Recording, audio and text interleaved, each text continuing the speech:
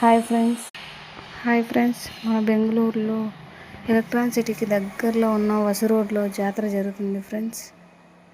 ఎంత బాగా జరుగుతుందో, శనివారం ఆదివారం సూపర్గా జరుగుతుంది ఫ్రెండ్స్. 3 తేర్లు కట్టినారు. క్రౌడ్ చూడండి ఎట్లుందో.